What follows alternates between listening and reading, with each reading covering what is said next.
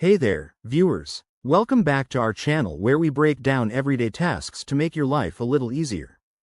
Today, we're diving into a topic that many of you have asked about: how to reschedule or cancel a DMV appointment. Whether it's a last-minute work conflict, an unexpected illness, or just a change of plans, handling this quickly can save you a ton of stress. Let's get straight into it. First off, the most straightforward way is online.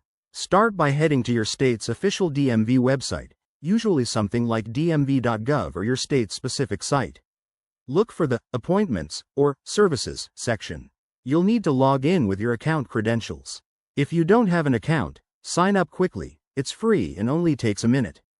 Once logged in, find your appointment using your confirmation number or personal details.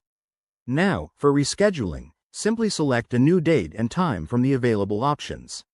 Make sure to pick something that works for you, as slots can fill up fast.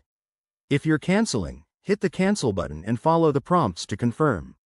It's that simple. But what if you prefer not to handle it online? No problem. You can call the DMV customer service line. Have your appointment details handy, like your confirmation number and ID info, to make the process smoother.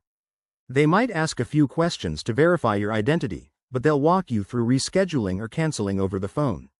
One important tip: check for any fees associated with changes. Some states charge for rescheduling or cancellations, so review the policy on the website beforehand to avoid surprises.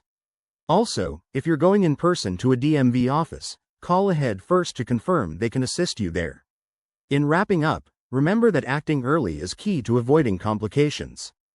Double-check all your details after making changes, and you're good to go.